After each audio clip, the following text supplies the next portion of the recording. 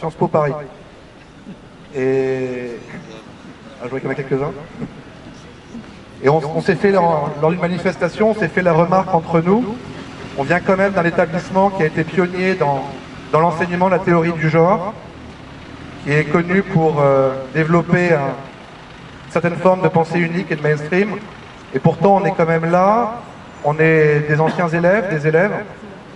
Pour les anciens élèves, on est devenus hauts fonctionnaires, collaborateurs d'élus, on travaille dans le privé, on est des consultants, certains travaillent dans le secteur social ou solidaire. Et est-ce qu'il ne serait pas judicieux qu'on montre une pensée alternative à celle qu'on pourrait penser à Sciences Po? Et on a pensé à ce moment-là à un ouvrage assez connu, c'est l'Antigone de Sophocle. Et c'est pour ça que notre collectif a pris le nom de collectif Sophocle, et avec un manifeste que j'aimerais vous lire ce soir. Il est trop beau ce manifeste. C'est le truc que j'ai posté en disant il y a du peu finalement il y a du bien dans cet établissement. Pourquoi 104 élèves et anciens élèves de Sciences Po manifesteront le 26 mai contre le mariage pour tous? Je l'ai mis sur le Facebook. L'objectif de Sciences Po depuis sa création est de former des étudiants capables de comprendre les enjeux contemporains et décider de s'engager pour le bien commun et l'intérêt général. Qu'ils travaillent en entreprise, dans l'administration ou dans le monde politique, social ou associatif. Nous, élèves et anciens élèves de cette école, ne pouvons rester indifférents au débat quant à la loi aujourd'hui promulguée sur le mariage homosexuel qui déchaîne les passions politiques depuis plusieurs mois déjà. Il y a en effet matière à étonnement. On aura vu des foules joyeuses prendre la rue et se confronter à des CRS applaudis par les vétérans de mai 68. On aura vu des tautologies élevées au rang d'opinion politique et de slogans qui plus est subversifs, tels « un père, une mère, c'est élémentaire » ou « tous nés d'un père et d'une mère ». On aura vu le président de l'apaisement de la vie politique du Rassemblement des Français imposer de force une loi majoritairement refusée par l'opinion, refuser de recevoir les organisateurs de la plus grande manifestation depuis des décennies et étouffer la première pétition citoyenne saisissant du sujet le Conseil économique, social et environnemental. Mais c'est d'abord au nom de l'intérêt général que se fonde notre engagement.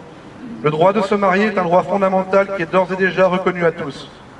Dire cela n'est user ni d'un sophisme, ni lui moquer une aspiration légitime et une souffrance bien réelle. C'est souligner ce qui est en jeu. Ce n'est pas l'extension aux uns d'un droit reconnu aux autres, mais la modification de la signification du mot mariage. L'amour n'en est pas le fondement, car seul un État totalitaire pourrait s'arroger le droit de décerner des brevets officiels consacrant l'amour des particuliers. Ce qui en est le fondement, c'est la génération et l'éducation des enfants, afin d'en assurer l'épanouissement et surtout en garantir la filiation. Or, la filiation se construit depuis toujours à partir de l'engendrement. Sont en droit, père et mère de l'enfant, l'homme et la femme qui l'ont conçu, à l'exception des procédures d'adoption rendues nécessaires par la disparition des parents. Avec le mariage homosexuel, ce lien entre filiation et engendrement est abandonné, puisque le législateur entend imposer la fiction d'une filiation sans engendrement. Cette rupture s'imposera à tous les couples, homosexuels comme hétérosexuels, et constitue la véritable, entre guillemets, réforme de civilisation, annoncée par la garde des Sceaux. La filiation reposera désormais sur la seule volonté des adultes. C'est donc très logiquement que la ministre de la Famille, Mme Bertinotti, a déclaré à l'Assemblée nationale qu'il ne suffit pas d'accoucher pour être mère. Ce sera même en réalité superflu. Opposés à cette négation de la réalité, nous entendons réaffirmer que s'il est sans nul doute préférable qu'un enfant soit désiré par ses parents, ce n'est pas le projet parental de ces derniers qui fonde son existence ou sa dignité. Nous affirmons que les adultes mentent aux enfants lorsqu'ils font croire que l'engendrement n'a aucune importance dans l'établissement de la filiation. L'expérience des quelques pays ayant légalisé le mariage homosexuel illustre d'ailleurs la revanche de la filiation-engendrement par la demande des parents, entre guillemets, parents sociaux, qui ont nécessairement fait appel au moins à un tiers pour avoir un enfant, d'une coparentalité avec, entre parenthèses, des parents biologiques. Et l'enfant dans tout ça. Enseignants, éducateurs, pédopsychiatres, les professionnels de l'enfance sont unanimes pour constater que les enfants ont besoin d'un référent paternel et maternel. Ils notent également que la déstructuration actuelle de la famille leur est déjà très préjudiciable. Le projet Taubira, la loi Taubira aujourd'hui, n'en projette pas moins de priver délibérément des enfants d'un père ou d'une mère. Il les considère en réalité moins comme des sujets de droit que comme des objets d'un droit à l'enfant à garantir à tous. En définitive, l'enfant devient la variable d'ajustement du désir des adultes. Or, est-il besoin de le rappeler, ce n'est pas la loi qui interdit aux homosexuels d'avoir des enfants.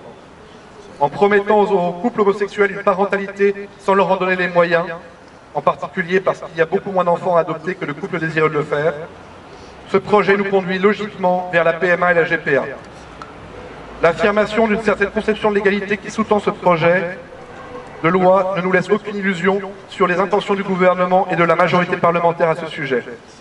Alors que la circulaire Taubira légitime dans notre droit les démarches des parents qui sont en connaissance de cause, aller à l'étranger, acquérir un enfant né d'une mère porteuse, l'affirmation par le gouvernement de son hostilité à la GPA nous paraît bien hypocrite.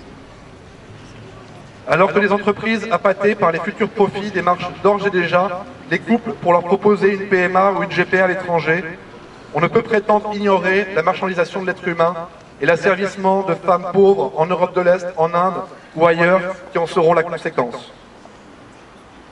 Alors que se multiplient les témoignages d'enfants nés sous X à la recherche de leurs origines, on ne peut prétendre ignorer le manque que ressentiront ces enfants.